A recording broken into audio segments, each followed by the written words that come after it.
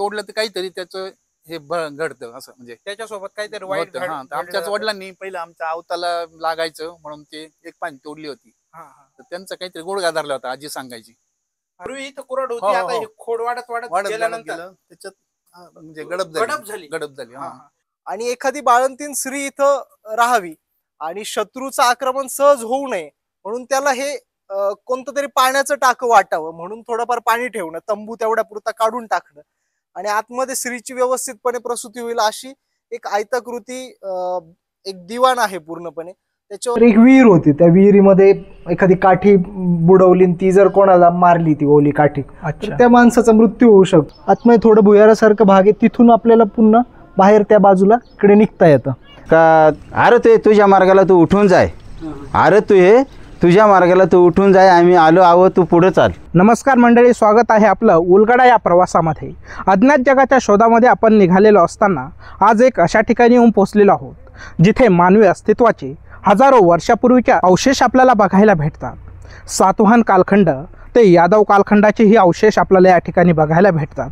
एवढंच नव्हे तर शहाजीराजे भोसले, जिजामाता आणि सोबतच शिवाजी महाराजांच्या संदर्भामध्ये येथे अनेक लोककथा सांगितल्या जातात. या संदर्भातला जो इतिहास आहे तो आपल्याला आज या गावामधून जाणून घ्यायचा आहे. आज आपण पोचलेलो आहोत संगमनेर तालुक्यातील पेमगिरी या ठिकाणी. आपल्यासोबत आहेत ॲडव्होकेट स्वप्नील कोल्हे सर. हे आपल्याला या गावाचा संपूर्ण इतिहास समजून सांगणार आहे. आपल्याला त्या प्रत्येक ठिकाणी घेऊन जाणार आहेत जे अवशेष आपल्याला या ठिकाणी या भूमीत बघायला भेटतात. तर चला. नमस्कार सोळसे सर. नमस्कार. तुमचं सर्वांचं स्वागत आहे ह्या पेमगिरी भूमीत. धन्यवाद.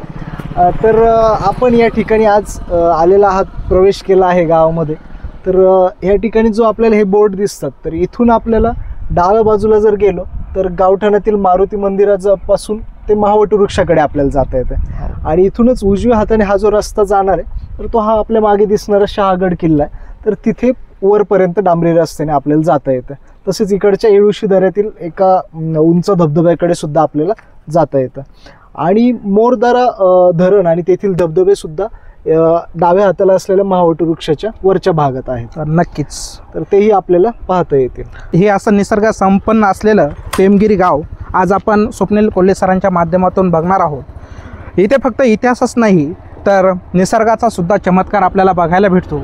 आशिया खंडातील सर्वात मोठा वटवृक्ष याच पेमगिरी गावात आपल्याला बघायला भेटतो. आपण तो पुढे बघणारच आहोत. ह्या येळुशी दऱ्यात आल्यानंतर पहिला तलाव आपण पाहिलात, नंतर इथे दिसतो आपल्याला दुसरा तलाव आणि पुढे जे झाडं दिसतात गर्द, तर त्या झाडांच्या वरती एक मोठा तलाव आहे पाण्याचा आणि मग त्यानंतर वरच्या भागामध्ये दिसतो तो आपल्याला येळुशीचा महाकाय असा धबधबा.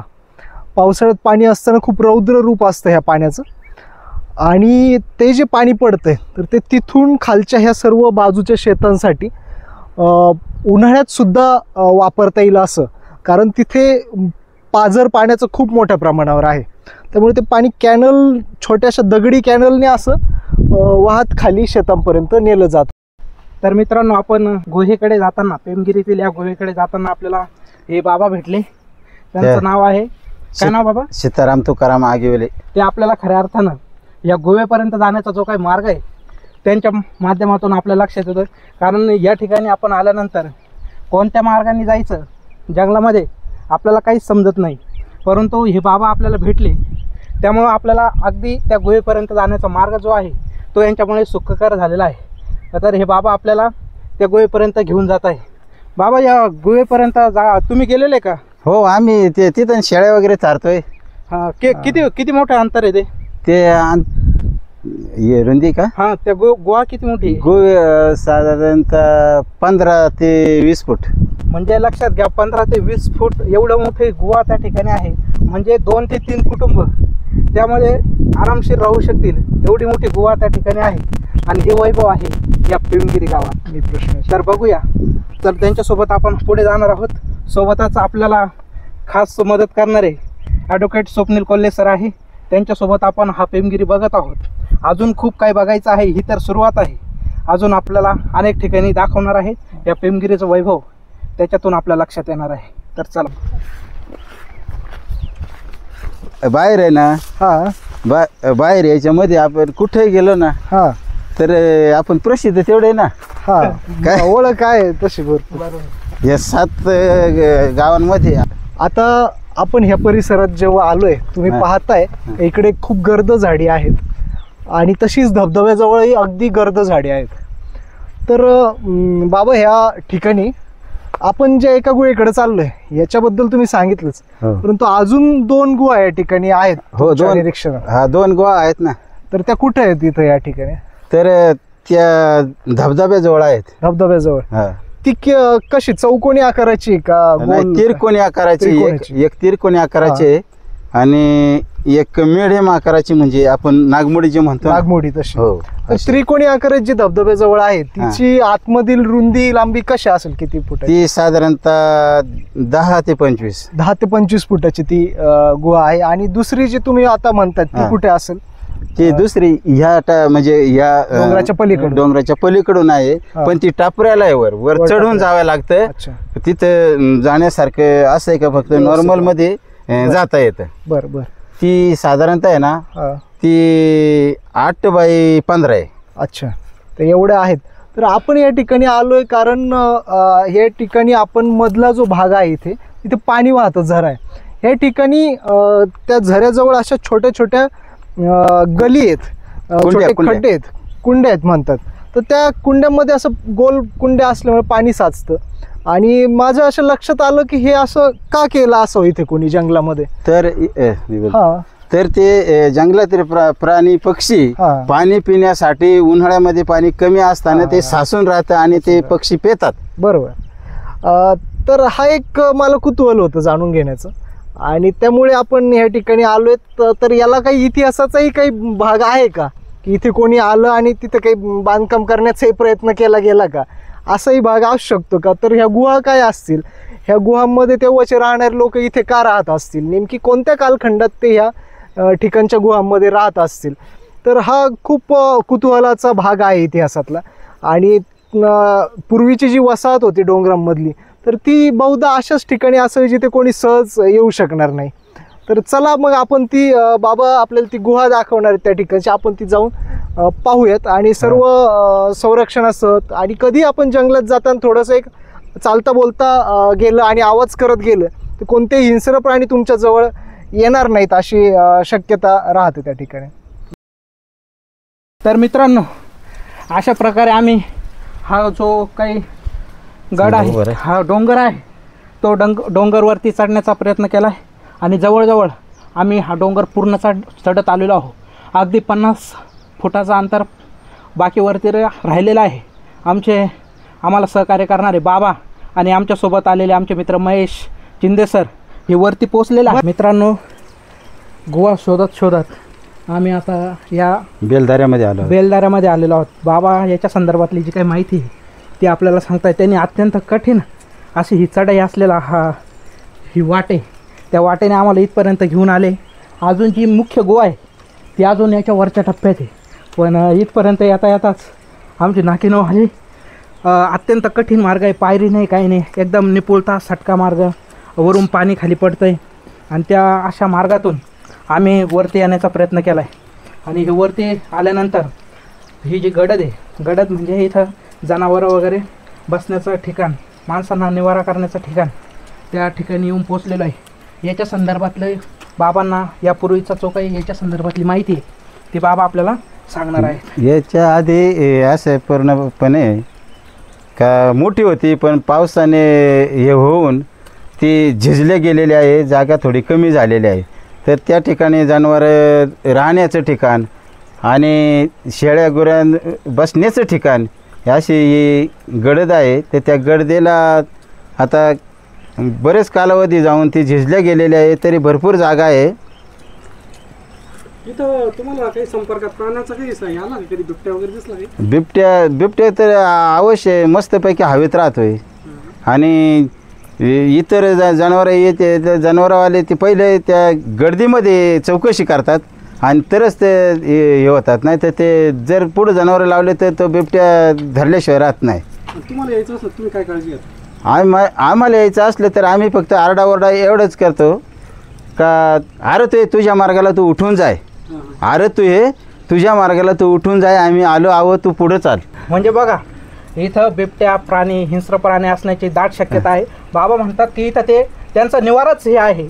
आणि याच्या संदर्भात बाबा सांगतात ही जो वरचा भाग होता तो पूर्वीच्या काळी असं समोरच्या बाजूला जास्त होता आणि ह्याचं अंतर आहे ते पण खूप मोठं होतं. परंतु काळाच्या ओघामध्ये पाऊस आणि या सर्व याच्यामध्ये ते झिजून कमी झालेला आहे आणि त्याचा जो भाग आहे तो मागे गेलेला आहे.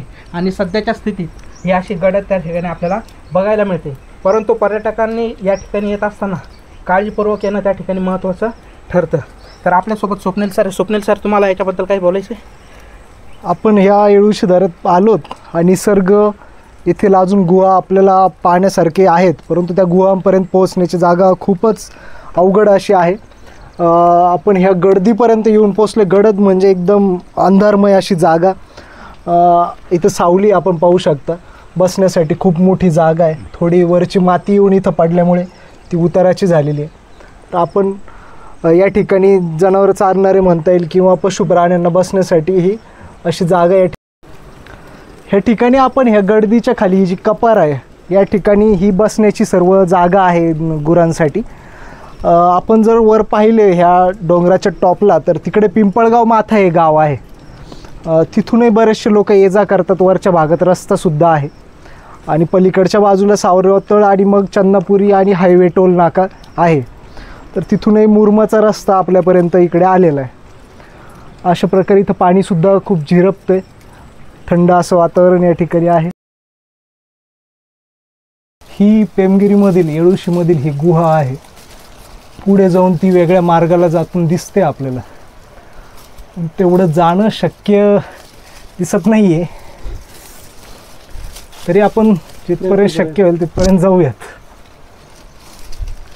जाऊ का आत? नको आत नको जाऊ. हां नको. हा मोबाईल का आत जाणं सोपं नाही. पुढे छोटी जागा असल्यामुळे आपण जास्त अंतर किती जाऊ शकतो हे सांगता येत नाही. आणि या जागेचं आपल्याला पूर्ण भुयारात काय आहे माहीत नाही, त्यामुळे आज जाण्यात काही योग्यता नाही आहे. इथपर्यंत आलो आहे हेच आपलं समाधानाची बाब आहे. असे उलगडे पाहत राहू, उलगडे घेत जाऊ. असे हाच उलगडा आहे इथला. मी असा प्रश्न विचारत होतो, म्हटलं की आतापर्यंत ही गुफा म्हणजे असं कोणी दाखवली असेल का आतापर्यंत की प्रेक्षकांना? नाही, असं नाही झालं. बऱ्याचदा पेमगिरीमध्ये अशा गुहा आहेत, परंतु त्याचा काही सध्या उपयोग नसल्यामुळे त्या कोणाच्या दृष्टिक्षेपात नाही आहेत. तर ह्या गुहांमधून एक लक्षात येतं की ह्या विशिष्ट भागात माणूस येऊ शकतो, तो राहू शकतो निवाऱ्यासाठी. तर अशी ही गुहा जुन्या काळातली या ठिकाणी असू शकते. पूर्वीच्या काळी बऱ्याचशा अशा प्रागैतिहासिक इतिहासक कालखंडापासून ह्या गुहा ह्या डोंगर रांगांमध्ये आहेत. अशा ठिकाणी माणूस वस्ती करत असावा आणि तो जंगलात राहून शिकार करून ते शिकार खात असावा, असं हे काळ असावा. तसंच नंतरच्या काळात तो वज्रयान कालखंडसुद्धा झाला, तेव्हाही काही लोक हे गुहेमध्ये राहत होते. अशा विविध कालखंडांमध्ये मानवाची वस्ती ही बदलत गेली. कधी माणूस डोंगरांवर राहिला आहे तर पुढच्या काळामध्ये माणूस नंतर नदी किनारी गेला आहे त्याच्या आवश्यकतेनुसार. तर हा एकदम जुन्या भागातला जुन्या काळातला शोध ह्या ऐतिहासिक पेमगिरी गावामध्ये शहागड किल्ला आहे, महावटवृक्ष आहे आणि त्यानंतर अशा बऱ्याचशा गुहा ह्या पेमगिरी गावामध्ये आहेत. आपण आता पेमगिरीतील गुहा बघून आल्यानंतर आम्ही पेमगिरीतील अशा ठिकाणी आलेलो आहोत. आमच्या मागे जे दिसतंय ते एक पुरातन बारव आपल्याला त्या ठिकाणी दिसते आणि त्या बारवेच्या संदर्भामधला जो काही इतिहास आहे तो इतिहास आपल्याला स्वप्नील कोल्हे सर सांगत आहेत. आपण ही जी बारव पाहत आहात हिला जर आपण या ठिकाणी पाहिलं तर एक आहाळ आहे सुरुवातीलाच, जो हौदासारखा भाग आहे. उजव्या हाताला थोडंसं पुढे आलात तर पाणी काढण्याची जागा आहे. इथून वरती पाणी मोटेनी घेतलं जात होतं. पाणी घेतलं जात होतं. अधिक आपल्याला हे उजव्या बाजूला परत इकडे जर पाहिलं तर ही उत्तर बाजू आहे. इकडे पायऱ्या आहेत खाली येण्यासाठी. पायऱ्यांनी ह्या बारवमध्ये आल्यानंतर हे असं चालत जाऊन आतमध्ये थोडं भुयारासारखं भाग आहे, तिथून आपल्याला पुन्हा बाहेर त्या बाजूला इकडे निघता येतं. थोडं पुढे आल्यानंतर इथे आपल्याला दिसतं हे एक मंदिर आहे, इथं महादेवाचं मंदिर असू शकतं पूर्वी, इथं गणपती दिसतोय आपल्याला, त्याच्यावरती इथे जो आडवा दगड आहे एक शिळा, तर हा शिलालेख आहे. या शिलालेखावर काय लिहिलं आहे मी तुम्हाला थोडक्यात सांगतो. इथलं जे ग्राम कुळीगर होतं पेमगिरीचं, ते एका पौर्णिमेला ह्या विहिरी बांधून पूर्ण केली असं त्याच्यावरती लिहिलेलं आहे. जे की माझ्याकडे फोटो आहे त्याच्यावरून सांगतो मी तुम्हाला की एक धर्मकार्यार्थ शके 1628 असा त्याच्यावरती उल्लेख केलेला आहे. तर शके 1628मध्ये जेव्हा आपण 78 वर्ष मिळवतो आपले इंग्रजी कॅलेंडरनुसार, तर किमान 1706 साली ह्या विहिरीचं बांधकाम नाम संवत्सरे सावनमधलं शुद्ध तेव्हा ते पौर्णिमेला काहीतरी पूर्ण केलेलं असं त्या देवनागरी लिपीमध्ये हा शिलालेख कोरलेला आहे. परंतु तेव्हाची देवनागरी लिहिण्याची पद्धत वेगळी होती. पुढे ही विहीर व काम पूर्ण गाव मिळून असं शेवटी शुभंभ होतो. अशाप्रमाणे हा शिलालेख तिथे आहे. तर ही अतिशय जुनी बारव या ठिकाणी आपण पाहतोय. हिची दरवर्षी डागडुजी केली जाते. एकदा पावसाळा संपल्यानंतर पुन्हा पेमगिरीकर येतात आणि ही विहीर पूर्णपणे स्वच्छ केली जाते. ह्या बारवेच्या पलीकडून, ओढ्याच्या पलीकडून महादेव मंदिर आहे, तिकडे आपण जाऊन पाहणार आहोत. जवळच स्मशानभूमीचा भाग आहे. तर अशा प्रकारे ह्या बारवचा उपयोग पूर्वी पाणी पिण्यासाठी, धुणं भांड्यासाठी, गुरांसाठी गावातले लोक येऊन करत होते. ह्या बारवेच्या आपण पश्चिम बाजूला, ओढ्याच्या पश्चिम बाजूला आलो आहोत पेमगिरीमध्ये. या ठिकाणी ग्रामपंचायतकडून पाणी पुरवठा केली जाणारी विहीर या ठिकाणी आहे. पलीकडच्या बाजूलाही एक जुनी विहीर आहे. जसं बारव आपण पलीकडे पाहिली, पायऱ्यांची विहीर होती. आणि आपण आता आलो आहोत इथे महादेव मंदिर हे पाहण्यासाठी. हे मंदिरसुद्धा अगदी पुरातन मंदिर आहे. तर या आपण हे मंदिर पाहूयात.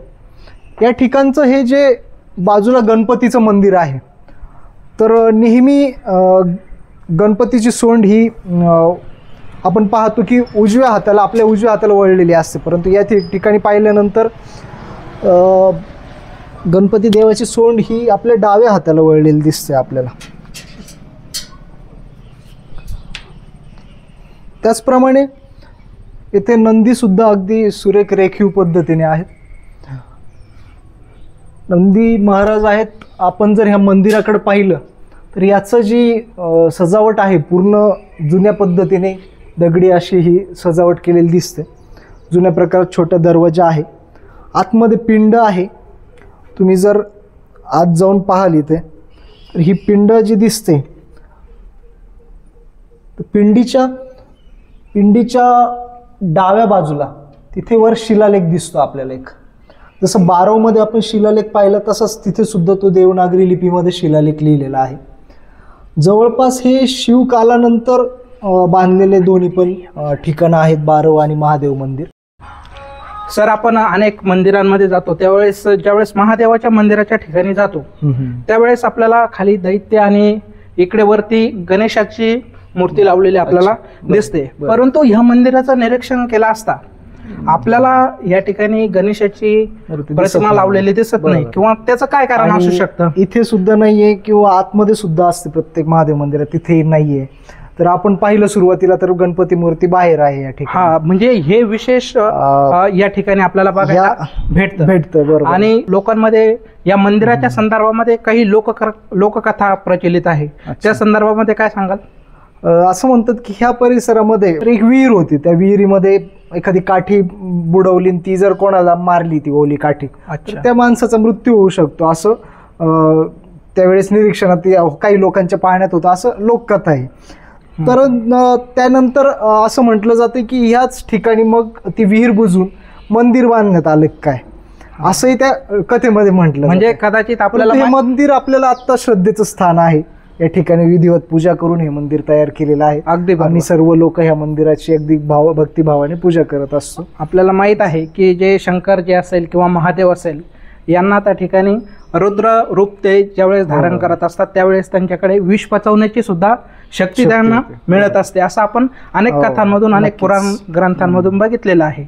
मग त्या प्रकारे इथं त्या विहिरीच्या संदर्भातली जी काही लोककथा ते आहे विष असेल विहिरीतलं ते हा, पचवण्याची ते शक्ती पचवण्याची शक्ती महादेवाकडे असू शकते. शकते. या दृष्टिकोनातून या मंदिराची उभारणी केली झाली असू शकते असा परंतु हा अंदाज काळ आपल्याला सुद्धा अगदी आपण 12 पाहिली ती 1706 सालची, तर याच्यावरचा शिलालेख आणि तो शिलालेख याची देवनागरी लिपी ही सारखीच असल्यामुळे असं वाटतं की हे मंदिर फारच पुरातन पद्धतीने तेव्हा बांधलेलं आहे. अगदी बरोबर. म्हणजे आडाचा आणि याचा संबंध आपल्याला जोडता येतो की त्याचप्रमाणे- त्याच्यावरचा जो शिलालेख आहे हो. तो एकाच लिपीमध्ये एकाच अक्षरात आपल्याला दिसतो. देवनागरी हा. एकसारखी अक्षरं. एकाच अक्षरामध्ये आपल्याला आणि दिसून येतं. मला आणखी एक सांगायचं होतं असं की आता जो ह्या ठिकाणी पूर्वेला जो शहागड आहे, आता गावठाण हे शहागडाच्या अगदी जवळ आहे. अच्छा. परंतु पूर्वी जे गावठाणातले सगळे घरं होते त्या इकडची पांढरी अशी जमीन आहे, तर त्या पांढऱ्या वस्तीवर आता सुद्धा आपण पाहाल तर पांढरी जमीन दिसते. बरोबर. तिकडे पांढऱ्या वस्तीवरती घरं होते असं मानलं जात आहे.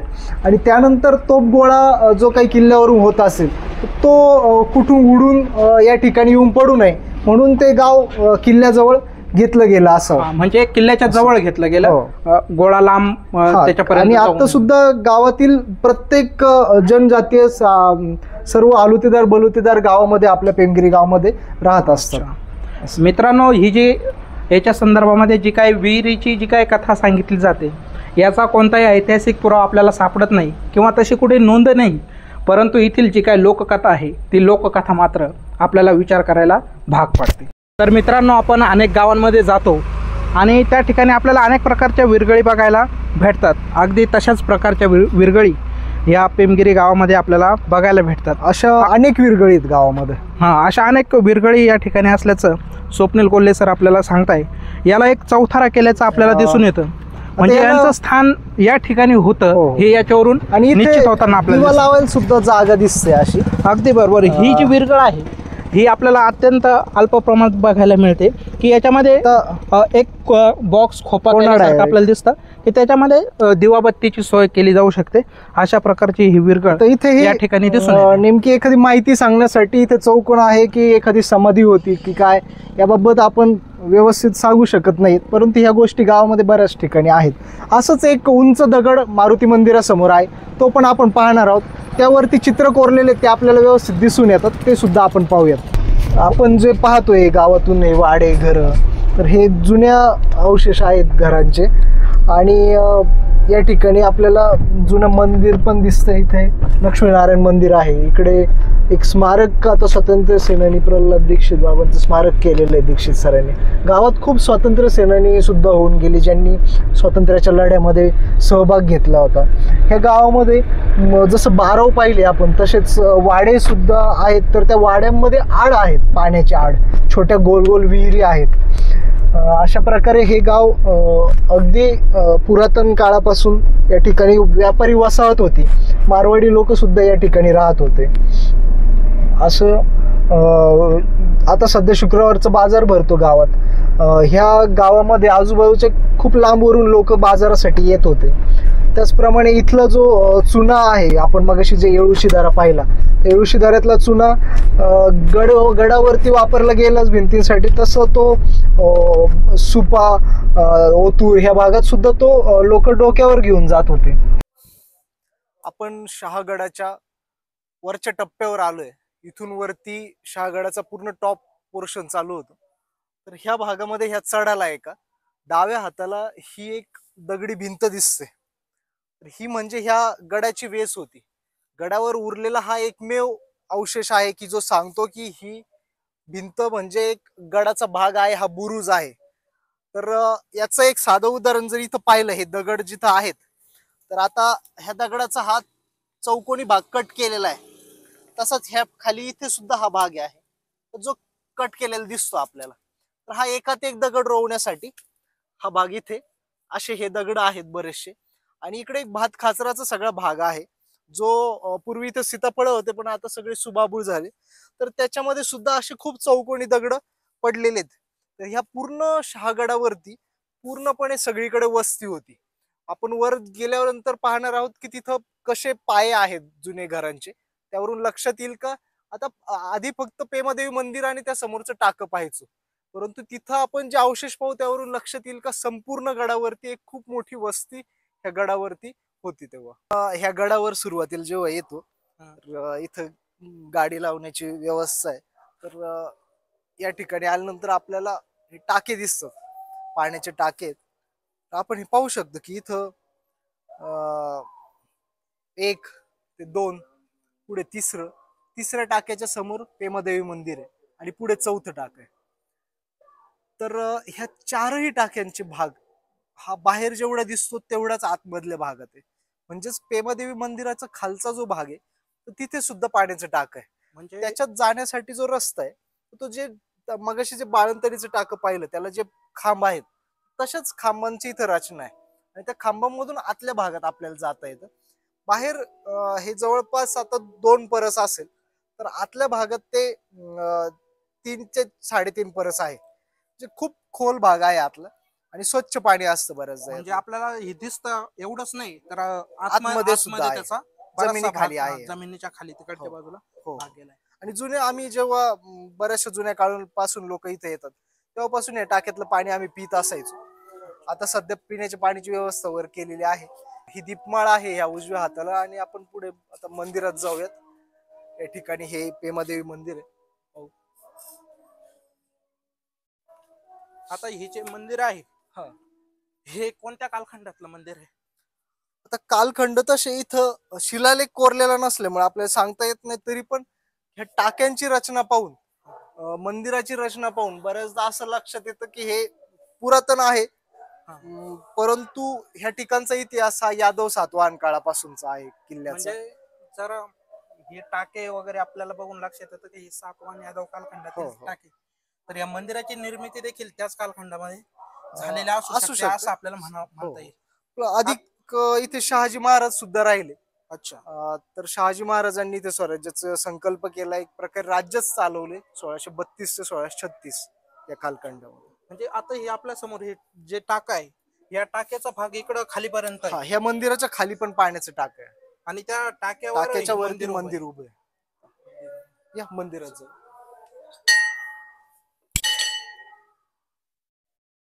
आता हे जे मंदिर आहे हो या मंदिराच्या रचनेवर जो आता तांदळा आपण पाहतोय देवीचा हा जुना आहे आणि नंतर मूर्ती घडवली गेली आहे. आता वरती नवीन मंदिराचा जीर्णोद्धार केलेला आहे. वरती एक स्वराज्य संकल्प भूमीचं उभारणी चालू आहे. अच्छा. तर ती पण आपण पाहूया. आणि पेमादेवीच्या नावावरूनच या गावाला पेमगिरी असं नाव आलेलं आहे. आणि जे की आपल्याला बारव जी गावात आपण पाहिली तर त्या बारवच्या शिलालेखावरती आपल्याला दिसून येतं की पेमगिरी हे नाव त्याच्यावर लिहिलेलं कोरलेलं दिसतं.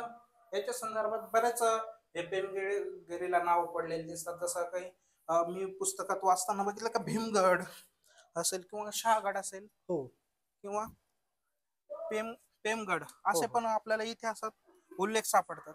म्हणजे आपल्या लक्षात येतं की हे जे हा जो काही वेगवेगळे कालखंड या गडाने अनुभवलेले ते त्याच्यावरून नावं त्या ठिकाणी बदलत गेलेले असू शकतात. म्हणून अशा प्रकारचे नाव आपल्याला त्या दिसतात. भीमगड नंतर बखरीम मध्ये जर वाचलं तर बखरीम मध्ये पेमगड उल्लेख आहे आणि आता लोकांनी याला शाहगड नाव दिले कारण शहाजी महाराजांनी इथे राज्यकारभार पाहिला. चला वरती आपण आता हे नवीन बांधकाम दिसतंय तुम्हाला, हे दगडांमध्ये उभारलेलं आहे आपण. तर हे एक प्रकारे पूर्ण भिंत तयार झाली आहे. इथं पूर्ण ढासळलेला टेकडीवाचा भाग होता सगळा हा. अच्छा. पूर्वी आम्ही यायचो तर मंदिर आणि टाके एवढंच पाहण्यासारखं होतं गडावर. परंतु आता नवीन चाललंय. आमचे मान्य रोहितजी डुबे पाटील आहेत, उद्योजक आहेत पुण्यामध्ये, तर त्यांनी एक संकल्पना मांडली. त्या संकल्पनेला मान्य गोडसाहेब असतील, बाळासाहेब थोरात साहेब आहेत, त्यांनी निधी दिला, सत्तेत तांबे साहेबांनी निधी दिला आणि त्यातून आम्ही हे पुढे रचना करतोय. आता याच्यामध्ये आणखी आपल्याला काय चालू आहे वरती आपण पाहूयात वरचं. चल. आता इथे आपल्याला दिसतंय टेहळणी बुरुजाकडे. तर आपण आता जी दगडाची भिंत पाहिली तर ह्या भिंतीलाच पुढे बुरुज केलेत तयार. परंतु हे बुरुज नसून त्याच्या खाली जुना बुरुज होता, एक डोंगराचा आकारच बुरुजासारखं झालेला आहे. अच्छा. आणि त्या ठिकाणच्या भागाला तो टेहळणी बुरुज म्हटलं जातं. ह्या किल्ल्यावरच्या कोणत्याही टोकाला जेव्हा आपण उभं राहतो तर आपल्याला वाईड अँगल मध्ये सगळं दृश्य दिसतं लांबपर्यंत. असं या ठिकाणी नवरात्रोत्सव चालू आहे त्यामुळे हे सगळं संध्याकाळी इथे खूप मोठा उत्सव भरतो दररोज नवरात्रीचा. हे नवीन बांधकाम झालेलं. हो, नवीन बांधकाम.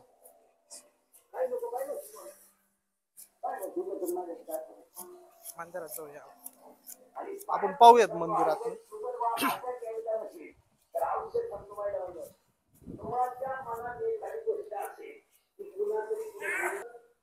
छान अशी मूर्ती आहे. त्याचप्रमाणे आपण जर आता आलात तर इथे आपल्याला शहाजी महाराजांनी कसा स्वराज्याचा संकल्प केला, स्वराज्याची सुरुवातच केली एक प्रकारे, त्याचा इथे फोटो दिसतो. त्यावेळेस आदिलशहाचे वजीर सुद्धा, तिकडचे लोक सुद्धा इथे आलेले होते. त्यांनी आपल्याला महाराजांना सपोर्ट केला होता की महाराज आम्ही तुमच्याचकडे शिकलेलो आहे, आता तुम्ही इथे राज्य उभारा, तुम्ही कारभार सुरू करा. परंतु हे कशासाठी, तर मुघलांनी आदिलशहावरती खाली आक्रमण करू नये म्हणून शहाजी महाराजांना एक वेगळं प्रोत्साहन होतं. परंतु जेव्हा शहाजी महाराजांनी स्वराज्याचा कारभार इथे सुरू केला तर पुढच्या काळात मुघलांनी 1636ला आक्रमण केलंच. शहाजी महाराज इथून माहुली किल्ल्यावर गेले, तिथूनही त्यांनी मुघलांना झुंजवत ठेवलं. परंतु करार झाला, त्या करारान्वये महाराज, जिजामाता, शिवराय, व्यंकोजी राजे असा खूप मोठा परिवार, मराठे सरदार सगळ्यांना बेंगलोरला जावं लागलं. कॅम्पेगौडाचा किल्ला जिंकून दिला मुघलांनी, आदिलशहाने मिळून, महाराजांनी तिथं राहायचं आता. परंतु महाराज म्हणाले की पुण्याची जहागिरीदारी मात्र माझ्याकडेच राहील काय. त्यामुळे जिजामाता आणि शिवरायांना पुन्हा पुण्यात पाठवलं गेलं. आपण ज्या नवीन मंदिराच्या इथे आहोत आता, तर या ठिकाणी आपल्याला दिसतात ही भिंत आणि पुढे बुरुज आहे इथे बघा. अगदी असे गोल आकाराचे बुरुज आता नवीन प्रकारे केलेले दिसतात, जेणेकरून सर्व लोक इथून निरीक्षण करू शकतील. आणि गड नेमकी कोणत्या प्रकारे होता, तर पूर्वी सुद्धा या गडावरती टॉपला ही तटबंदी असावी. तुम्ही इथे येऊन खालचं पाहू शकतो आपण. म्हणजे इथे आल्यानंतर आपल्या लक्षात येतं की हा इकडचा जो संपूर्ण परिसर आहे याच्यावर नियंत्रण या ठिकाणी, हो, या ठिकाणून करता येत होतं. दूरवरून आलेले शत्रू सुद्धा इथून दिसू शकतात. ह्या गडाला मुख्यतः वैशिष्ट्य असं आहे का ह्या गडाला कोणताही डोंगर चिकटलेला नाहीये, म्हणजे कोणताही शत्रू सहजपणे गडावर चढून येऊ शकत नाही. एकही डोंगर ह्या गडाला चिटकलेला नाहीये. म्हणजे बाकीचे जे डोंगर आहेत ते सर्व रांग आपल्याला दूरवर एकत्र दिसते. हो. आणि हा गड मात्र स्वतंत्र वेगळ्या बाजूला आपल्याला इथे ह्या बाजूला शिरसगाव, धुपे गाव आहेत वरती. तिकडे मामेखेल, जवळे, बाळेश्वर आहे. बाळेश्वरचा डोंगर त्या बाजूला उंचावर दिसतो आपल्याला. आणि पलीकडे पिंपळगाव माथा आहे. तर असे हे गाव टॉपला आहेत, म्हणजेच पूर्वीपासून असावेत. तर त्या ठिकाणावरून सुद्धा, त्या डोंगरांच्या पलीकडे सुद्धा कुठेही शत्रू असेल किंवा कोणी लोक असेल यांच्यावरती निरीक्षण ठेवलं जात असं. तसंच इकडे पिंपळगाव, कोंजिराचा कणकेश्वर डोंगर आहे, त्याच्यावरती जरी गेलं तरी एक टाक असं वरती, त्याला हौदासारखा भाग, स्लॅब आहे पूर्ण दगडाचाच. त्याच्या आतमध्ये जाऊन छुप्या पद्धतीने राहून सुद्धा निगराणी करता येत होती सर्व भागाची. अशा प्रकारे या किल्ल्याला सगळीकडून संरक्षण असावं पूर्वी. आपण इथून जे चालतोय आता, पेमादेवी मंदिराच्या उत्तरेकडे चालत चाललोय आपण. तर या ठिकाणी आपण हे गवत वाढलेलं पाहतोय, परंतु हा एक खड्डा जो दिसतोय तर ही एक खोली आहे. तिकडं तो एक खड्डा दिसेल, पलीकडे ती एक खोली आहे. ह्या बाजूलाही खूप मोठा एक आयताकृती खड्डा आहे. तर हे काय झालंय, ती भिंत जी उभी होती ती भिंतीवरची माती ढासळत गेली आणि ती अशी ढासळल्यामुळे चौकोनी असे खड्डे इथं तयार झाले. तर हे पूर्ण ह्या गडावरती वस्ती होती, परंतु त्याचे कोणते अवशेष शिल्लक नाही राहिले अजिबातच. अगदी मुघलांनी आक्रमण केलेलं होतं किंवा खूप लोकांची ये जा इथं चालू राहिली त्या काळातही याचं काही इथे अवशेष अजिबातच शिल्लक राहिले नाहीत. आता हे नवीन वन विभागाकडून पॅगोडा आपण इथे करून घेतलेलं, जेणेकरून लोक आले तर बसतील, पाहतील, जातील. तरी त्या पॅगोड्याजवळ एक खोलीचे पाया आहे, तर तो पाया मी तुम्हाला दाखवतो. आता पूर्ण ही दगडांची लाईन आहे, इथं एक आडवी लाईन आहे दगडांची, ही एक खोली, ती एक. तर हे कशावरून आपल्याला लक्षात येईल, तर आपण ह्या बाजून जर आलो इकडे तर ह्या इथे आपल्याला ही जो पाया दिसतो इथे, या तिकडून या, हा जो ह्या भिंतीचा पाया आहे. आम्ही जेव्हा इथे साफसफाई करत होतो तेव्हा लक्षात आलं ही लाईन पाहिल्यावर का इथे एक खोली आहे. म्हणून इथे पण इथपर्यंत दगड होते, परंतु याच्या खाली जेव्हा गेलो तेव्हा दिसलं की चुन्याचा लेप आहे, पूर्ण भिंत चुन्याचा लेप होता भिंतीला. म्हणजे याचं संरक्षण करण्यासाठी पूर्ण चुन्याचं काम आपल्याला इथे दिसतंय. हे दगडाला असं पूर्ण एवढं केवढं जाड आहे तुम्ही पाहू शकता. आणि जवळ याल तर हे बघा, हा चुना आहे. हा चुना इथल्या येळू शिदाऱ्यामध्ये सापडतो, धबधबा आहे तिथं खूप मोठा. हा अशा पिवळ्या रंगाचा असतो. नंतर याला भाजल्यानंतर भट्टीमध्ये त्याला पांढऱ्या रंगाचा करतात आणि शुद्ध करतात वगैरे. परंतु हा एवढ्या जाडीचा थर ह्या भिंतीला लावलेला होता. याचाच अर्थ लक्षात येतो की ह्या गडावर खूप मोठी वस्ती होती, प्रत्येक ठिकाणी जिथं राहता येईल त्या ठिकाणी. आणि हा चुना सुद्धा खूप बाजारपेठांना जायचा, म्हणजे सुपे असेल तिकडे, इकडे ओतूर आहे, अशा नाशिक पर्यंत, पुण्यापर्यंत. म्हणजे बाजारपेठेमध्ये आत्ताही गेलं तर पेमगिरी चुना आहे का विचारलं तर ते सांगतात आहे आमच्याकडे. परंतु अजून आता ते काही काळापूर्वी आपण बंद केलाय वन खात्याच्या नियमांनुसार. अच्छा, म्हणजे चुन्याचं जे काही उत्पन्न आहे ते या भागात मोठ्या मोठ्या प्रमाणात प्रमाणावर होतं. होतो. म्हणजे जे काही बाकी दुसरीकडे जे काही गड किल्ले बांधण्याचं काम होत असेल हो. त्याला इथून इथून चुना जाऊ प्रोव्हाइड शकतो केला असं. जात होता. हो. म्हणजे इतकं अशी मोठं चुन्याची वैभव खाणच या गडाला आपल्याकडे आपल्याला आहे. हो. प्राप्त झालेलं या आपण दिसतं. इथे एक टाक आहे ते बघू, रस्त्याने आलो हो, हो. आणि शेवटचं जे वळण घेतलं आपण गाडीने, तर त्या वळणाच्या वरच्याच भागात एक टाक आहे. तर हे मागे आम्ही साफ केलं होतं, पुन्हा याच्यामध्ये झुडपं हे उगत राहतात.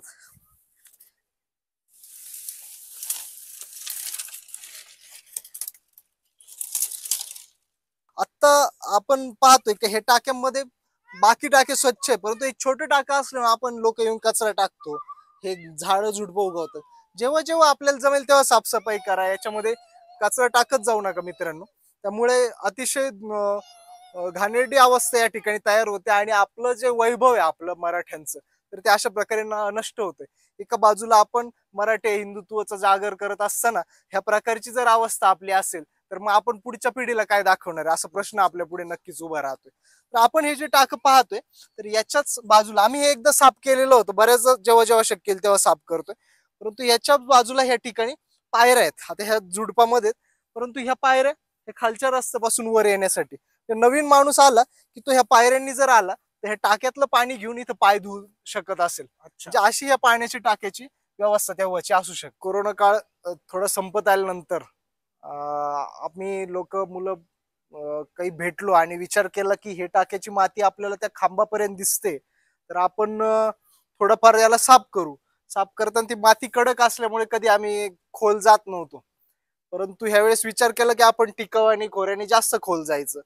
आणि मग खोल जाता जाता आपण इथं पाहतो एक गणपती विसर्जन केलेली जागा इथपर्यंत दिसते, परंतु याच्यापेक्षा आणखी खोल पुढची जागा आहे इकडची. तर तशीच आतमधल्या बाजूला जागा आहे, तर ती जेवढी खोली दिसते आतली, एक 2 खांबांच्या आतली, तशीच पुढं पण डाव्या हाताला जो खडक दिसतो त्या खडकाच्या आतमध्ये ती खोली एक.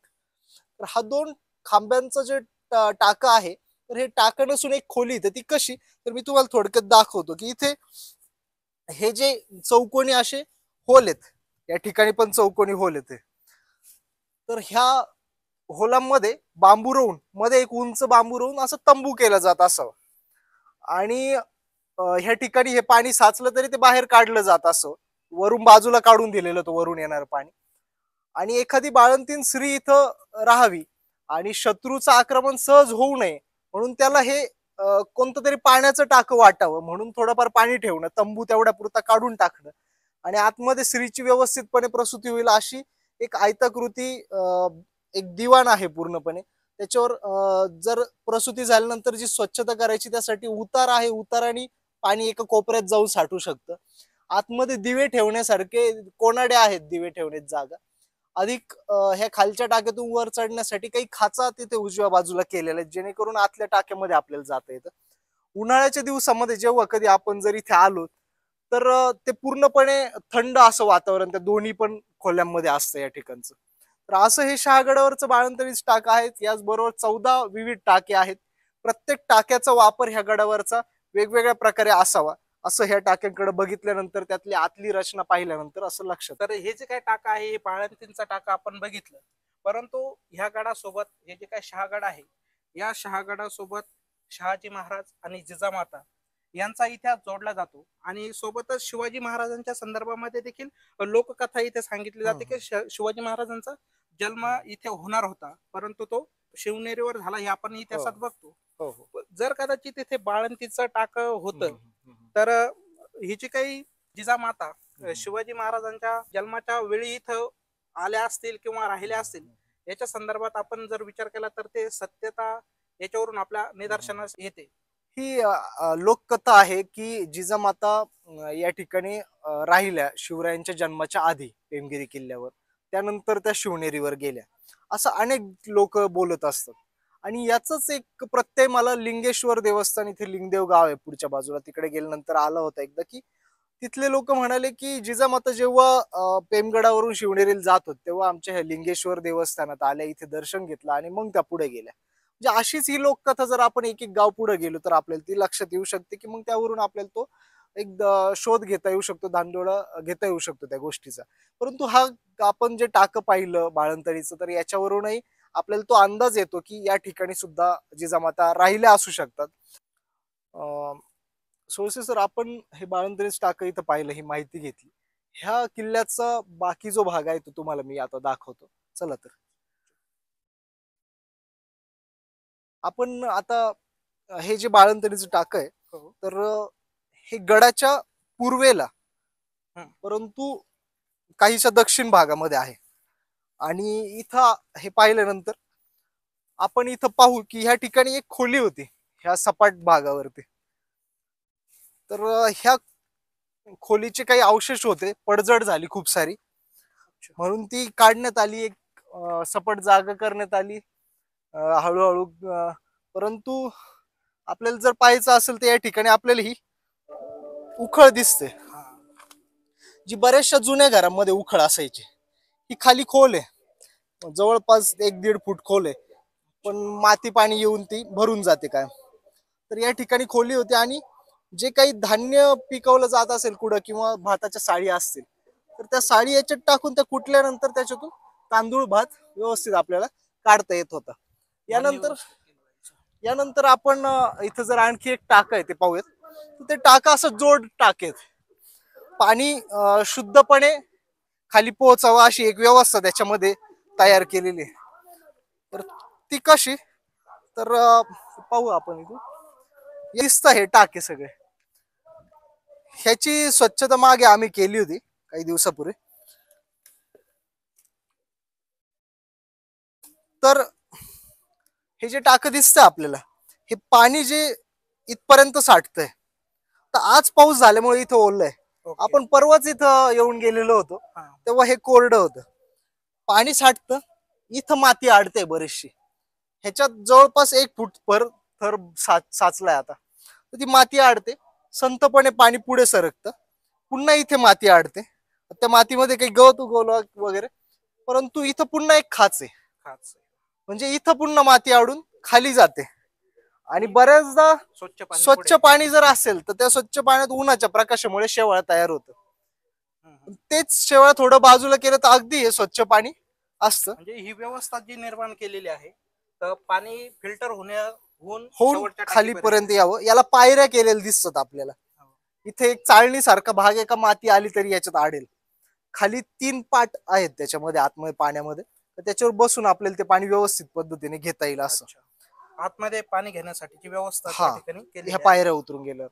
आणखी आपल्याला आज दिसतं तिकडे ज्या खाचा आहेत कडेला, त्या खाचामध्ये व्हाईट रंगाचा चुना भरलेला आहे, जेणेकरून हे पाणी झिरपू नये बाजूला, त्यामुळे तो चुना त्या ठिकाणी भरलेला आहे. या टाक्यांमध्ये पाणी आल्यानंतर ते बाहेर जाऊ नये यासाठी त्याला चुन्याचे लिपलेलं आहे लेप लावलेलं आपल्याला दिसून येतं. तर असं ह्या किल्ल्यावरचं ह्या टाक्याचं वेगळं वैशिष्ट्य, वापरही वेगळा असू शकतो याचा. नेमकी पाणी पिण्यासाठी घेतायत किंवा धुण्यासाठी घेतायत तर सांगतायत. म्हणजे मित्रांनो, इथं लक्षात येतं की ह्या एका गडावर अनेक प्रकारचे टाके वेगवेगळ्या ठिकाणी बांधलेले आहेत. म्हणजेच पाण्याची व्यवस्था मुबलक प्रमाणात इतक्या उंच असलेल्या डोंगरावर त्या ठिकाणी केलेली दिसते. हा जो काही पेमगड आहे, हा सह्याद्रीची उपरांग असलेला बाळेश्वर बालाघाट डोंगर रांग इकडे बाळेश्वर गड, त्या बाळेश्वर डोंगर रांगेची ही एक उपरांग आपल्याला त्या ठिकाणी दिसते. आणि ह्या गडावर पाण्याची जी काही व्यवस्था आहे ती मुबलक प्रमाणात त्या ठिकाणी केलेली दिसते. गडाच्या चारही बाजूला वेगवेगळ्या ठिकाणी असे पाण्याचे टाके आपल्याला बघायला भेटतात. आपण ह्या ज्या गडावरती आल्यानंतर गडाचा जो पश्चिमेचा भाग आहे, आपण उभे आहोत आता, तर हे जे टाक्याची रचना आपण जर पाहाल तर एक प्रकारे जसं की घोड्यांना पाणी पिण्यासाठी आहे का काय असं वाटावं. अगदी बरोबर. परंतु आता ह्या टाक्याचा वापर कशासाठी केला जात असं सांगता येत नाही. इथं पायऱ्या आहेत ह्या टाक्यात उतरण्यासाठी.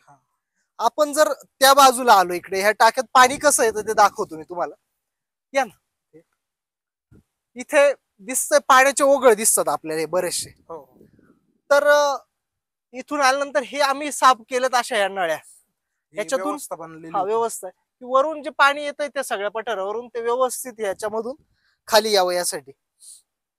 इथं जे पाणी येईल तर याचा आउटलेट आपल्याला लगेचच लक्षात येत नाही, परंतु त्या कोपऱ्यात पाहिलं तिथं जाऊन तर तो आउटलेट ह्या पाण्याचा, जेणेकरून व्यवस्थित पाणी बाहेर सुद्धा पडतंय. ओव्हरफ्लो झाल्यानंतर ते जाण्यासाठीचा हो भाग या ठिकाणी आपल्याला उथळत नाही. दिसतो. आणि आपल्याला जे हे चौकोनी खड्डे बऱ्याचशा टाक्यांच्या बाजूला दिसतात. मग अशी जसं म्हंटल बाळून त्यांनी टाक्याच तिथं की त्याच्यावर खांब रोवून तंबू लावला असं जात असेल वगैरे, परंतु असे खड्डे जर आपण इथंच खाली गेलो तर लाईनशीर आहेत. असं लक्षात येतं की ह्या खड्ड्यांमध्ये काही पहार घालून किंवा एखादा लाकूड रोवून त्यात पाणी टाकून ते लाकूड फुगल्यानंतर ज्या फटी पडतात असं मी एका ठिकाणी वाचलं होतं. तर जेणेकरून तो खडक ढासळून द्यायचा आणि ती उभा कातळकाडा तयार होईल, सहज कोणी वरती चढू शकणार नाही असं असेल, जेणेकरून इथेही खडक तुटला जाईल आणि ह्या टाक्याची निर्मिती होईल. असंही याचा उपयोग असू शकतो त्या काळात. म्हणजे आपण खाली जाऊन इथून पूर्वेकडचा ही गावाचा व्यवस्था भाग बघितल्यानंतर लक्षात येतं की हे टाका फुल झाल्यानंतर हा इथं हे एक दिसतंय हो खड्डा आहे म्हणजे तर याच्यात आता घाण झालेली आहे. हा परंतु याच्यातून पाणी खाली ओव्हरफ्लो होऊन हो पाणी निघण्यासाठीचा मार्ग मार्ग. त्या ठिकाणी केला. परंतु आता याची जी झीज होऊन असं लक्षात येतंय की याचा सांडवा इथे झालाय तयार. गडाच्या ह्या पूर्व भागात चाललो आहोत. या ठिकाणी आपण पाहतोय की हा कडा जेणेकरून शत्रू सहज वर चढू नये यासाठी हा साळलेला आहे काय असं वाटावं. पूर्ण कडा आहे. हा या ठिकाणावरून आपल्याला गावाचं असं विहंगम दृश्य दिसतं पूर्णपणे. अरे हे गावठण आहे पेमगिरीचं. म्हणजे याचा विचार करू नाही शकत इतकं पूर्णपणे पाण्याने भरलेले ओढे आहेत, व्यवस्थित जलसंधारण गावामध्ये झालेलं आहे, शेती चांगल्या प्रकारे फुललेली आहे आपल्याकडे आणि अधिक जे वनक्षेत्र आहे ते पूर्णपणे झाडांनी जंगलाने व्यवस्थित भरलेलं आहे.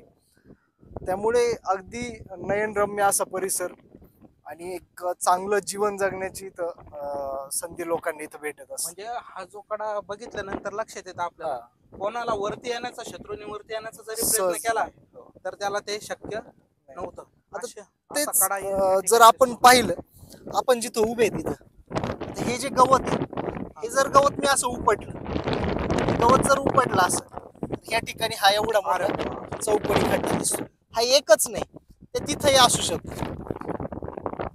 आता हे इथे जर आलो आपण, ह्या ठिकाणी हा खड्डा दिसतो, परंतु हे एक दोन नाही तर हे लाईन शिर येते. हे गवत उपटत जर गेला आपण तर लाईन अशी लांब लांबलचक खूप लांबपर्यंत जाताना दिसतं तिकडे.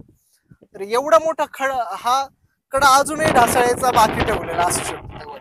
त्यावेळेसचं जे काय काम आहे ते कदाचित अपूर्ण राहिलेलं आपल्याला दिसतं. म्हणजे त्यांचा प्रयत्न चालू होता पण त्यानंतर ते बहुधा आता आपण असंही म्हणू शकतो, समजा हे दोन खड्डे आहेत तर आणखी असतील तर इथं जर 4 बांबू रोवले, एखादा झोपडीवाजा काही भाग केला तर इथूनही निरीक्षणासाठी म्हणून एक खोली करता येऊ शकते किंवा एखादा दगड रोवण्यासाठी सुद्धा त्याचा उपयोग केला जात असू शकतो. एखाद्या दगडाला जर खालून भाग तयार केला तर याच्यात ऋतू शकतो. या दोन याच्यामधलं अंतर आपण बघितलं तर 3-4 फुटाच्या आसपासचं अंतर आहे आणि पूर्ण लाईन मध्ये तो कडा आपल्याला दिसतं. आपण गावाच्या उत्तरेला जर पाहिलं तर निमगाव पागा गाव दिसतं. पागा हे गाव, पागा जे नाव आलंय ते यामुळे की इथे 25,000चं घोडदळ होतं शहाजी महाराजांचं. एक चांदखा नावाचं पर्शियन माणूस ते घोडदळ पाहत होतं आणि त्यामुळे आता लोकसंख्या सुद्धा इतकी नाही. गावची लोकसंख्या आपल्याकडे पेमगिरी 5.5 आहे, तिकडे 4.5 असेल, परंतु तेव्हाचं घोडदळ सुद्धा 25,000 असेल. तर मग यानुसार आपण विचार करू शकतो की इथं रहदारी किती आवश्यक ती सगळे लोकांची येण्या जाण्याची पूर्ण सैन्याची. म्हणजे त्या काळात हे एक व्यापारी पेठ असल्यासारखं आपल्याला दिसतं. म्हणजे एवढं मोठं सैन्य, एवढे मोठे लोक आणि गडावरचे जे काही अवशेष आपल्याला दिसतात का खोल्यांचे वगैरे, त्याच्यावरून आपल्या लक्षात येतं की हे जे काही खोल्या आहे किंवा इथलं जे एकंदरीत वातावरण आहे इथं खूप मोठ्या प्रमाणात लोक म्हणजे म्हटलं जसं व्यापारी, तर पेमगिरी गावामध्ये आत्ताच नुकतंच मागच्या 80-90व्या दशकापर्यंत हे आजूबाजूचे जे मी टॉपचे गाव म्हटलं, पलीकडचे जे गाव आहेत काही, तर हे गावचे लोक तेव्हा रस्ते व्यवस्थित झालेले नव्हते, तेव्हा सुद्धा ते पायी पेमगिरीमध्ये येऊन बाजार करून त्यांच्या घरी तो बाजार नेत होते. आतापर्यंत पेमगिरीची बाजारपेठ बऱ्याचशा काळापासून चांगल्या प्रकारे चालू होत.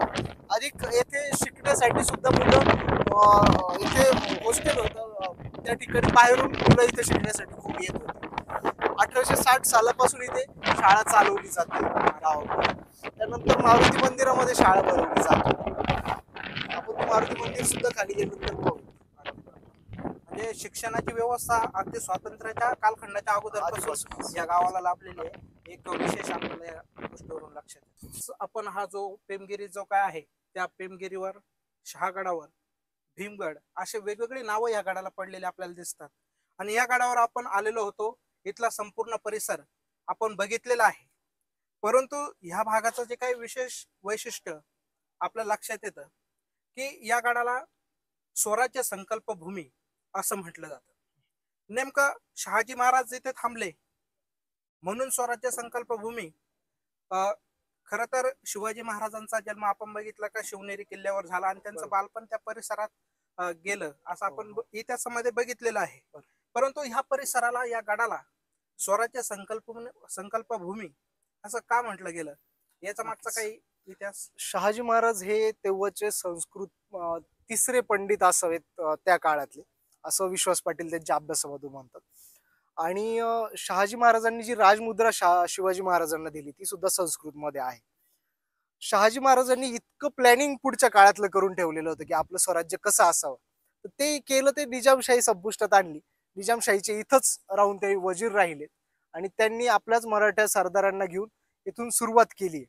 एक प्रकारे शिवरायांचा इथं वास्तव्य कसं गेलं असू शकतं, तर आपण लक्षात घेतो तर 1630चा जन्म शिवरायांचा झाला शिवनेरीवरती. त्यानंतर 1633ला या ठिकाणी शहाजी महाराजांनी स्वराज्याचा प्रयत्न केलेला आहे. अगदी लहानपण शिवनेरीवर गेले, परंतु जेव्हा त्यांचं कळतं वय होतं तर ते या ठिकाणी 1636 सालापर्यंत गेले आणि नंतर ते बेंगलोरला गेलेत. आपण जे इतिहासाच्या पुस्तकात वाचतो जन्म झाला आणि नंतर बेंगलोरचा आपण इतिहास वाचतो, म्हणून तो आता 4थीच्या पुस्तकामध्ये इथला पेमगिरीचा भाग समाविष्ट झालेला आहे. आपण जेव्हा वाचतो पेमगिरी इतिहास 4थीचा तेव्हा. तर अशा प्रकारे शिवरायांचं बालपण सुद्धा ह्या गडावर गेलंय. पिलाजी पंत देशपांडे म्हणजे बाजीप्रभूंचा आपण चित्रपट पाहिला, बाजीप्रभू देशपांडे यांचे आजोबा होते, ते इथं दिवाण होते. हे काही कागदपत्र म्हणून लक्षात येते. विश्वास पाटील यांच्या महासम्राट या कादंबरीच्या पहिल्या खंडामध्ये त्यांनी एक पत्र छापलेलं आहे, ज्याच्यामध्ये आदिलशहाचे सरदार वजीर म्हणतात, खवास खान वजीर होते, ते म्हणतात की शहाजी राजे तुम्ही राजे व्हा, एक तुमचं स्वराज्य सुरू करा, आम्ही तुमच्या पाठीशी आहोत. आणि ते स्वतः सुद्धा तिकडचे आपले पंडित मराठी तिथे असतात, ते सुद्धा या ठिकाणी येतात आणि ह्या राज्याभिषेक सोहळ्याला इथे उपस्थिती लावतात. म्हणजे आपण तिथला राज्याभिषेक शिवरायांचा पाहतो रायगडावरचा, परंतु इथला राज्याभिषेक हा छोट्या मुर्तुजाचा जरी असला तरी त्याच्यामध्ये तेवढाच मुर्तुजा निजामाचा होता. बाकी सर्व लोक मराठी सरदार होते आणि तिथपासून शहाजी राजांनी मराठा साम्राज्याचं प्लॅनिंग हे कायमच चालू ठेवलेलं होतं, जे आजतागायत आपण इतिहास पाहत राहिलो, वाचत राहिलो आणि त्याचे आपण सर्व साक्षीदार ठरलेलो आहोत. काय नक्कीच. म्हणजे शहाजी महाराजांनी या ठिकाणी तो जो काही निजामांचा वंशज म्हणून मुर्तुजाला या ठिकाणी आणलेलं होतं, त्या मुर्तुजाला या ठिकाणी आणलं, त्याला गादीवर बसवलं. जी काही निजामशाही आस्तास गेलेली होती त्या मुर्तुजाला आणून निजामशाही इथे दाखवण्याचं काम केलं. परंतु ती खऱ्या अर्थानं मराठी शाहीचा उगम त्या ठिकाणी आपल्या हातात धरले त्यांनी. बऱ्याचशा कागदपत्रांमधून असं सापडलंय की गोदावरी ते भीमा नदी म्हणजे नाशिक ते पुण्यापर्यंत एवढ्या भागात मधल्या टप्प्याला 64 किल्ले, तर एवढा भाग सगळ्या निजामशाहीकडे तेव्हा होता, तो स्वतः शहाजी महाराजांनी हातात घेतलेला होता. नाशिक पासून तर पुण्यापर्यंतचा जो काही भाग आहे, जे काही 64 किल्ले आहे, ते निजामांच्या नावाखाली मात्र शहाजी महाराजांनी त्या ठिकाणी पेमगिरी राज्यामध्ये हे सगळं काही. अरे बापरे. म्हणजे हे जे काही पेमगिरी गाव आहे ते पेमगिरी राज्य म्हणून त्यावेळेस प्रचलित होतं, किंवा या गडावरून त्या ठिकाणी कारभार चालवला गेला, शहाजी महाराज कारभार बघत होते, हे आपल्या लक्षात येतं. म्हणजेच मित्रांनो लक्षात घ्या, हा जो काही पेमगिरी गड आहे इतिहासामध्ये याची नोंद आपल्याला खूप अल्प प्रमाणात सापडत असली, याचा जो काही वैभव आहे, याचा जो काही इतिहास आहे तो अत्यंत मोठा. आणि सातवाहन कालखंड असेल, यादव कालखंड असेल, शिव कालखंड असेल, अशा 3 कालखंडांनी या पेमगिरी गडाचा इतिहास अनुभवलेला आहे, बघितलेला आहे. हा पेमगिरी गड आपल्याला दाखवायला आपल्या सोबत होते स्वप्नील कोल्हे सर.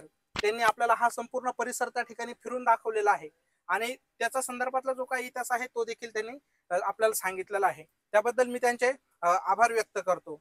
आणि मित्रांनो, ज्या वेळेस आपण ही जी काही ठिकाणं बघतो त्या ठिकाणी ज्या वेळेस आपण जात असतो त्याचं संवर्धन करणं त्या ठिकाणी गरजेचं आहे. ही जी काही स्वराज्य संकल्प भूमी आहे ही अत्यंत मोठी, आपल्याला इतिहासाचं एक नवं पान उघडायला त्या ठिकाणी लावते. खरं तर इतिहासात त्याचे अनेक छोटे छोटे दाखले आपल्याला सापडतात, परंतु खऱ्या अर्थानं इथल्या ज्या काही लोककथा आहे त्या लोककथा आपल्याला इथल्या या भूमीचं वैभव आपल्याला त्या ठिकाणी दाखवून देत असतात. आपण या महावटवृक्षाला आपण आलात, आपले सर्वांचे स्वागत आहे. भगवंत भागा बाबा महावटवृक्ष ट्रस्ट म्हणजे आमचे चुलते विठ्ठल भागाजी कोल्हे आणि भूतांबरे डॉक्टर, इथे रमेश भूतांबरे डॉक्टर आहेत. तर त्यांनी हे ट्रस्ट स्थापन केलंय नुकतंच आता ह्या महावटवृक्षाच्या विकासासाठी. आपण इथे बघतोय तर इकडची जी डोंगर रांग आहे ती बाळेश्वरची बालाघाट डोंगर रांग. बाळेश्वरचं उंच शिखर वरती आहे, त्याचबरोबर तिथे धबधबे आहेत, 3 धबधबे आहेत. आणि खाली जी आपल्याला मातीची एक लांब लचक हिरव्या रंगाचे झुडपं असलेली भिंत दिसते, तर इथे पाझर तलाव आहे. एक 72च्या दुष्काळामध्ये इथल्याच लोकांनी कष्टाने उभारून तो पाझर तलाव खूप मोठ्या प्रमाणावर तयार केलेला आहे. आपल्याला इथे जो पाण्याचा आवाज येतोय या ठिकाणी, तर हे पाणी पडतंय, तर ही ह्या धरणाची मोरी आहे, याच्यातून हे पाणी येतंय. आम्हाला ह्या धरणाची विकास करण्याची खूप गरज आहे, जेणेकरून हे पाणी टिकून राहील गावात आणि ह्या पर्यटनपूरक गावाला एक समृद्धी राहील अशी. त्याचबरोबर इकडून जे ही मोरी आली पाण्याची, परंतु ह्या वडाच्या झाडाच्या पलीकडून त्या धरणाचं सांडू आहे, त्याच्यामुळे ह्या झाडाला पावसाळ्यामध्ये मुबलक असं पाणी येते. अच्छा. त्यामुळे याची वाढही चांगल्या प्रकारे इथे झालेली आहे. आपण हे प्रवेश करतोय ह्या महावटवृक्षाकडे, तर ह्या बाजूने ह्या वेगवेगळ्या बऱ्याचशा आपल्याला पारंब्या दिसतात. इथे पारंब्या खाली येतात, पुन्हा झाडं उगतायत, अशी ही स्थिती इथली आहे. जवळपास इथे 30च्या आसपास असे मोठे खोडं आहेत. हे वटवृक्ष हा 3.25 एकर परिसरातला आहे. आपण चालतो हा एक दगडी बांध इथून आहे. हा जवळपास इंग्रजकालीन आहेत असं सगळे लोक म्हणतात.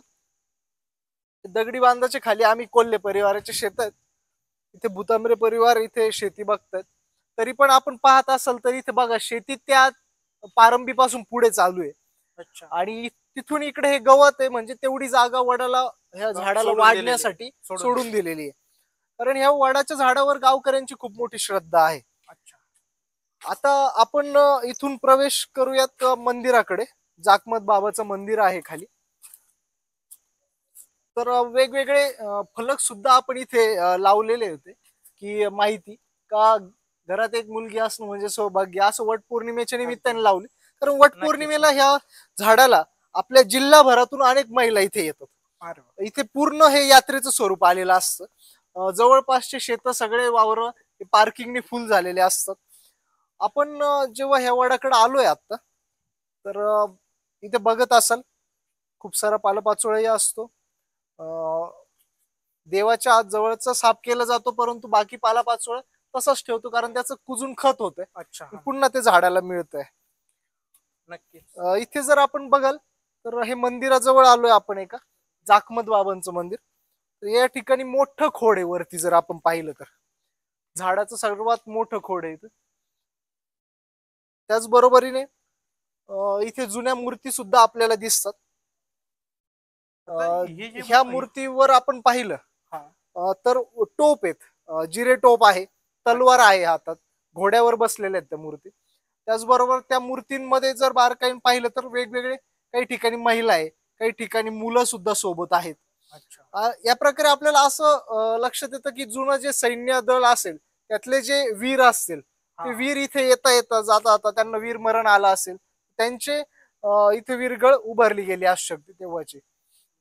या इकडे आपण जाकमत बाबांच्या मंदिरात जाऊया तिकडे.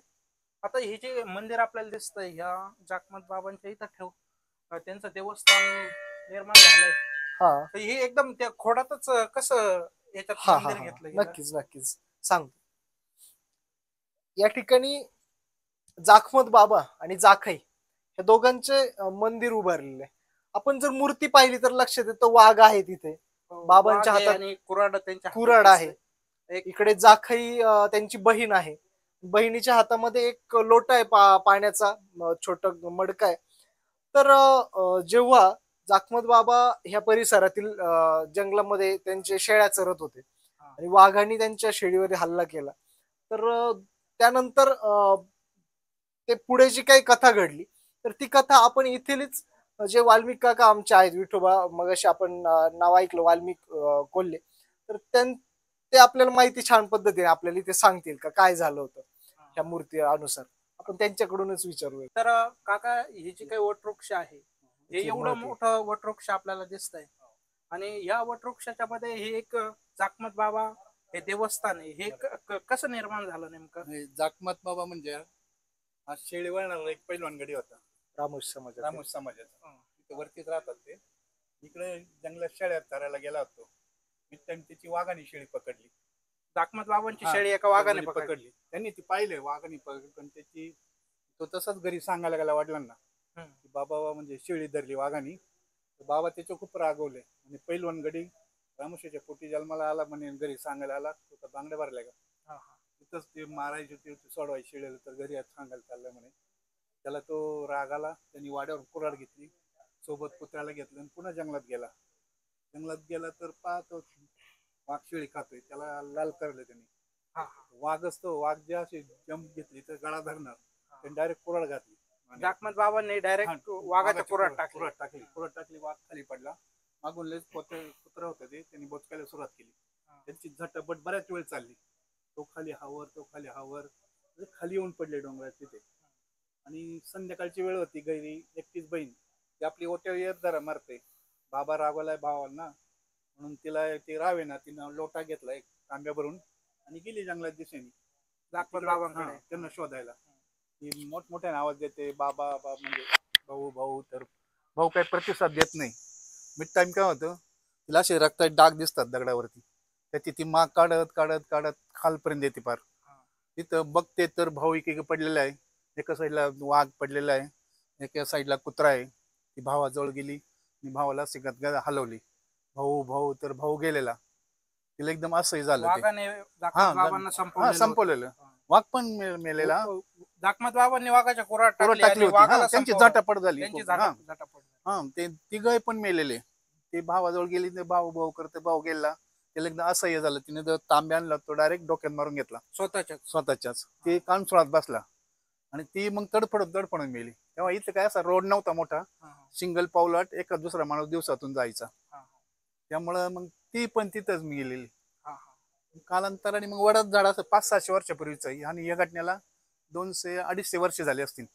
म्हणजे जाकमत बाबा पहिला वड आहे. ते नंतर अगदी अलीकडच्या काळातील म्हणजे 200-250 वर्षाच्या संदर्भात. परंतु हे जे काही वडाचं 500-600 वर्षापूर्वीच 500-600 वर्षापूर्वी वडाचं कुऱ्हाड दिसत होती. इथं कुऱ्हाड होती ना, आम्ही हात लावायचं त्याला काय. म्हणजे हे जे काही मंदिर आहे, मंदिर नंतर केलं, आता हे बांधलं. आता ते मूर्ती आता बसवली, पहिले हेच होते, हेच होतं. म्हणजे हे तांदळे पूर्वी होते, जाकमत बाबांच्या नावाने स्थापन झालेलं. इथं कुऱ्हाड होती त्यांची, इथं आम्ही हात घालून ते नेहमी हलवायचं. अरे म्हणजे जे काही जाकमत बाबांनी ज्या कुऱ्हाडीने वाघ ठार केला, ते कुऱ्हाड अजूनपर्यंत इथं होते. पण तिथं आहे. नाही, आता नाही, आम्ही लहान होतो तोपर्यंत होती, 10वी-11वी पर्यंत. नंतर ती कुठे गेली, आता ज्याच्यात लोक पावली ना, खोड वाढत नाही, म्हणजे ती कुऱ्हाड याच्या आतमध्येच गेली. म्हणजे पूर्वी इथं कुऱ्हाड होती, आता हे खोड वाढत गेल्यानंतर त्याच्यात म्हणजे गडप झाली. म्हणजे ती कुऱ्हाड आज पण गडप झालेली असे. आणि नंतर आता 2-3 वर्षापूर्वी ही मूर्ती बसवली त्यांनी. म्हणजे पूर्वी फक्त तांदळे होते, आणि आता नंतर तुम्ही प्रांत प्रतिष्ठा. अजून ही जी काही वडाचं झाड आहे, याच्या संदर्भातल्या वेगवेगळ्या लोककथा सांगितल्या जातात. अजून काय त्याच्यात? आणि वड हा 500-600 वर्षापूर्वी जुना आहे. हा आता 200-250 एकरामध्ये पसरलेला आहे. वरती डॉक्टर बुतांबरे म्हणणे, खाली आपण आहे. आपली जमीन गेलेली आहे ऍक्च्युली. अच्छा, वडा आम्ही काही त्याला तोडत नाहीये, हाताही लावत नाही, पाने तोडत नाही किंवा खांदी तोडत नाही. जेवढा वाढतोय तेवढा वाढत द्या. हे काय नैसर्गिक ठेवा आहे सगळं, असं कुठंच नाही ना. म्हणजे यांची स्वतःची जमीन त्या जागेमध्ये जाते, परंतु हे जे काय वैभव प्राप्त झालेला आहे या वडामुळे, या पेमगिरी गावाला, बरोबर, ते संपू नये म्हणून स्वतःची जमीन सुद्धा या वडासाठी दान केली. हे असं व्यक्तिमत्व आपल्याला या ठिकाणी भेटलेलं आहे. नक्कीच म्हणजे हा जो काही ठेवा आहे, हा ठेवा या ठिकाणी जतन होतोय. हे जे काही वेगळं ब्रीड आहे का एवढं मोठं का पसरलं? आपण बघतो की गावामधले जे काही वटवृक्ष आहे ते फार एकदम याच्या उंचीपर्यंत मोठे होतात, हा खूप पसरलेला दिसतो. पसरलं कारण हा बांध आहे ना, इंग्रजांच्या काळातला आहे. त्यामुळे आणि वरती असं हे होती, मोठी दरी होती, तिकडून ती भरत येऊन म्हणजे असं तिला माती किंवा वरती बंधारा आहे त्याचं पाणी याला म्हणजे ते पोषक झालं ना हा, हा, वाढीला, हा, हा. त्यामुळे हा वाढत गेला. आणि विषय म्हणजे याला कोणी तोडत नाही ना, आता आता- आपलंच मालकीचं आहे त्यामुळे दुसरं हा. कोणी येतं संबंध येत आणि नाही. मी असं ऐकलं होतं की हे न तोडण्यामागं पण काहीतरी हा म्हणजे लोक म्हणजे लोक भावना पण आहेत, कारण तोडलं तर काहीतरी त्याचं हे घडतं असं म्हणजे त्याच्यासोबत काहीतरी वाईट होतं. हा तर आमच्याच वडिलांनी पहिलं आमच्या अवताला लागायचं म्हणून ते एक पाणी तोडली होती, तर त्यांचा काहीतरी गुडघा धरला होता आजी सांगायची. अरे मग त्यांना चालता येत नव्हतं, मग आजीनं सांगितलं असं असं नारळ फोड जाऊन देऊन जाकमत बाबाला बरा होशील. मग ते असं आहे. पुन्हा नंतर आमचेच बैल नेहमी माळेगाव जायचं आमच्या आत्याकडं, चुलती घेऊन जायचे. ते आमचे मामा जरा देवाला मानत नव्हते, ते असे बडबडले, कसला देव तुमचा, कसलं काय म्हणे, असं असं बरेच काहीतरी बडबडले. इथून ते देव म्हणजे बैल पुढे गेले ना, घाट लागतो, त्या घाटात ठोकरायला लागले, त्यांना दिसत बैलांना, नाही ते इथून बैल सोडले की डायरेक्ट माळेगाव गाठायचे. पण नंतर ते पुढे त्यांना दिसाने चालताच येईना. मग ते कळालं की बाबा असं असं यांनी काहीतरी बडबड केली मामांनी, म्हणून त्यांनी पुन्हा इथे येऊन बा मी माफ केलं, म्हणजे चुकलो मी. म्हणजे ही जी आता काही जाकमत म्हणजे बाबा असं एक देवस्थान आहे, म्हणजे असं काहीतरी ही जी काही हा. लोककथा आहे ही जाकमत बाबा सोबत जोडली सोबत जाते का? जोडली ते जाते, हा. जागृत या ठिकाणी जागृत आहे. देवस्थान आहे, हा हा, हा. हा. त्यामुळे म्हणजे- लोक तोडत नाही आता ते. म्हणजे मित्रांनो, या मागची लोककथा आपल्याला काही जरी सांगत असली हम्म. का याच्यामुळे काही वाईट होतंय किंवा नाही, हा भाग वेगळीकडे राहतो, बरोबर. परंतु हे जे काय काका आहे त्या काकांनी आपल्याला सांगितलं की त्यांची जमीन त्याच्यामध्ये जात असून सुद्धा ते त्याला हे करत नाही, हात लावत नाही, त्यांची जमीन ते त्यासाठी देत आहे. म्हणजेच काय तर हे जे काही निसर्गाचा ठेवा आहे तो निसर्गाचा ठेवा जतन करण्याचं जपलं. काम यांच्या माध्यमातून होतंय. खरं तर त्यांचे आपण आभार मानले पाहिजे. प्रत्येक निसर्गप्रेमीने त्यांचे आभार त्या ठिकाणी व्यक्त केले पाहिजे. आणि मित्रांनो, तुम्हाला जरी या ठिकाणी यायचं असेल तर तुम्ही अवश्य या पेमगिरी गावामध्ये या. तुम्हाला जर यायचं असेल तर तुम्ही 2 दिवसाचा प्लॅन करून या पेमगिरी गावाला भेट देण्यासाठी. हे गाव इतकं वैभवशाली, एक ऐतिहासिक आणि एक वेगळा इतिहास लाभलेलं हे गाव तुम्हाला नक्कीच संगमनेर पासून फक्त 22 किलोमीटर अंतरावर असलेलं बघायला भेटेल.